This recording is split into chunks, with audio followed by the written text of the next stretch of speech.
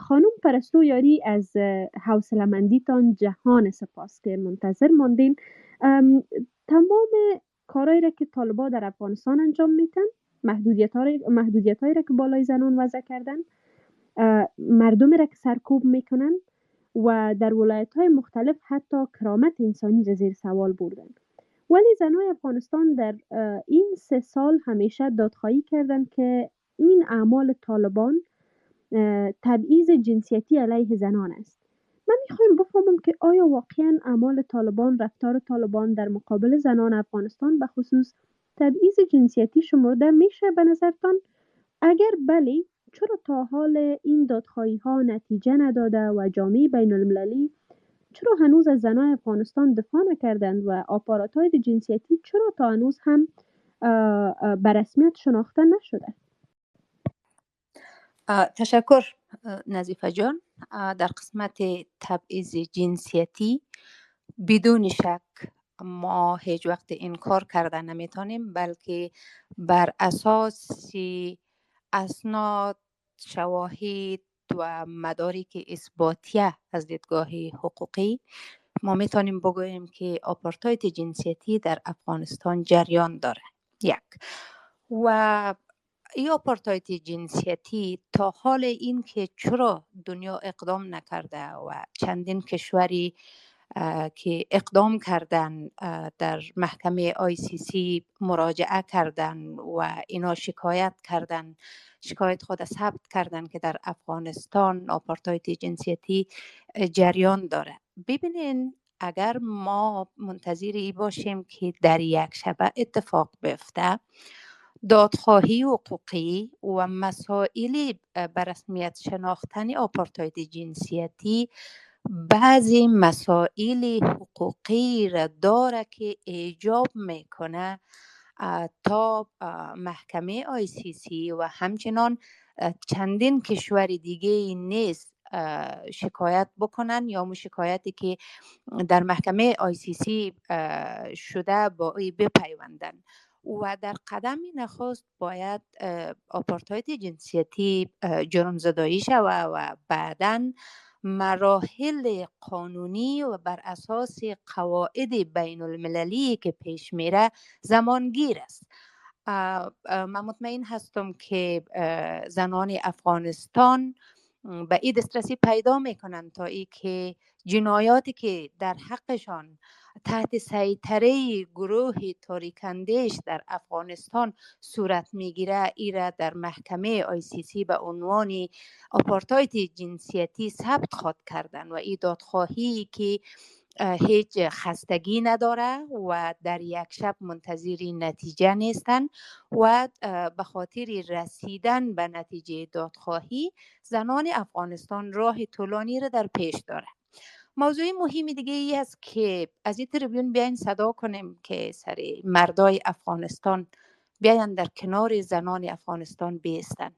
اگر امروز دختری شکنجه میشه، اگر امروز دختری در زندان میره، اگر امروز دختری مکتب نمیره، اگر امروز زنی اجازه داده نمیشه که در دانشگاه برد، حتی تنها اجازه داده نمیشه که بیرون از خانه برای خرید یا برای مسائل اعاشه و ایبات فامیل خود برد در صورتی که مرد نداره. تمام این قیوداتها فشاری خواسته یا نخواسته، فشاری روحی و روانی رو روی مردای خانواده میاره. اگر مردای افغانستان بیاین در کنار زنان افغانستان، چی در داخل و چی در بیرون بیستن و از این صدا بیشتر حمایت کنن، من مطمئن هستم که تغییراتی نه چندان آنی اما تغییراتی به وجود میآید. نیاز هست قیام مردمی صورت بگیره. تا چی وقت ما بشینیم؟ تنها موضوع زنان، چون زنان دادخواهی میکنن، یگانه گروهی که خسته نشدن و یگانه اشخاصی که از هر فرصت ممکن به خاطر دادخواهی از و احقاق حقوق خود از هیچ چیزی اینا نترسیدن و گم ماندن، حتی در سر کام برآمدن، مورد تجاوز قرار گرفتن، از بین برده شدن، تجاوز گروهی شدن به هر شکلی، اما اینا عقب ننشستن. در اینجا لازم است که در قدم نخست خانواده ها در کنار زنان باید ایستاد شوند. مردم افغانستان باید، مردای افغانستان در کنار زنان افغانستان ایستاد شود. تنها به عدالتی، درست است که ما میگیم که آپارتاید جنسیتی در افغانستان جریان دارد، تنها به عدالتی آپارتاید جنسیتی در مقابل زنان در افغانستان نیست.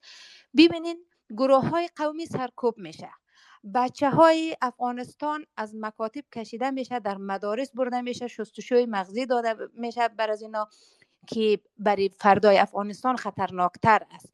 جوانان سربنیست میشه و هیچ کس به خاطر ارعابی که وجود داره صدا کشیدن نمیتونه. آزادی بیان کاملا از بین رفته و سرکوب شده، آزادی بیانی وجود نداره. در کشوری که آزادی بیان وجود نداشته باشه، در کشوری که بیشتر از نصف نفوس جامعهش سیستماتیک از جامعه حذف شود، در کشوری که خلای عمیقی بین کسانی که نظام خودخوانده را ساختن و بین مردم وجود داشته باشه و مشروعیت داخلی وجود نداشته باشه، در کشوری که صداها در گلو خفه شود، نه تنها آپارتاید جنسیتی بر علیه زنان، بلکه یک نظامی که بر اساس و ایدئولوژی تاریک و بر اساس ایدئولوژی حذف که در یک جامعه حاکم شدن وجود داره در افغانستان. ما نباید نادیده بگیریم ای که جوانان ما از هر قوم و ملیتی که هستن تفرقه انداختن و این جوانان را سربنیست کردن و مردم کوج اجباری جریان داره در داخل افغانستان.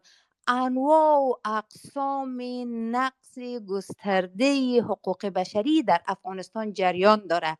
زنان افغانستان صدا دارن، از هر پلتفرم صدای خود میکشن و دنیا هم به می باور شدن و میشه که اعتراف بکنیم که تا اکنون که گروه طالب در افغانستان نه مشروعیت داخلی را کسب کردن و نه مشروعیت بین المللی را، و ای از دادخواهی و صدا بلند کردن زنان افغانستان هست که نمانده موضوع افغانستان یا قضیه افغانستان زیر میز باشه. اگر زنان افغانستان صدا بلند نمی کردن، واقعا آلی ما شکایت داریم که افغانستان فراموش دنیا شده، آن وقت فراموشتر می شد. بنابراین راهکارهایی که وجود داره اینمی هست که زنان دسترسی به تریبون های بین المللی دارن، روشنفکران، اهل علم و قلم، اهل سخن و اهل فکر و اندیشه در کنار زنان افغانستان بیستن، نه به عنوان ای که یک روز در کنار گروهی که در افغانستان حتی خواهر و مادرشان اجازه نمیده که بیرون از خانه برن، دخترشان اجازه نمیده که در مکتب بره در کنار از اونها استاد شوه و بارز روزی دیگه بیای از تریبیون زنان و مردمی که واقعا به سطوح آمده در کنار از اونها استاد شوه. این راه حل چنین چیزی نیست. افغانستان در حالت گذار قرار داره و این نظام سراپا چنین نخواهد ماند و من مطمئن هستم که روزی زنان افغانستان، اهل علم و قلم افغانستان و اهل استراتژی و پلان افغانستان روزی پس برمیگردن، اما سیاهی میمانه و تاریخ فراموش نمیکنه و مردم دنیا به این نتیجه رسیدن.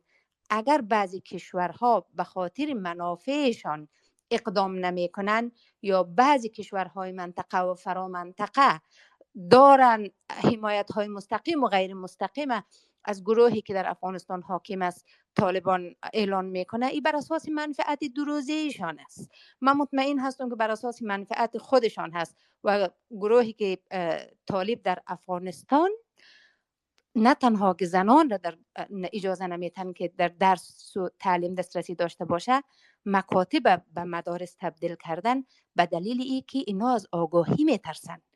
اگر به این باور شدن که زنانی که آگاه شدن و آگاهانی که در تبعید به سر میبرن و نسلی که فعلا در حال رشد است اینا آگاه شود، خود دیگه هیچ کسی نظام دیکتاتوری که بر پایه حذف و بر پایه یک کتازی که تنها منم باشه قبول ندارن. بنابراین راه حل چنین نیست و زنان افغانستان به این دسترسی پیدا میکنن، موفق میشن که آپارتاید جنسیتی به رسمیت شناخته شود. اما یک سلسله مسائل قانونی خود داره که باید طی مراحل شود و ما مطمئن هستیم که کشورها و نهادهایی هستند که در کنار زنان افغانستان ایستاد هستند به خاطر به رسمیت شناختن آپارتاید جنسیتی یک طرف و پاسخگو قرار دادن گروه تاریک اندیش در داخل افغانستان و حامیانش طرف دیگه ای است.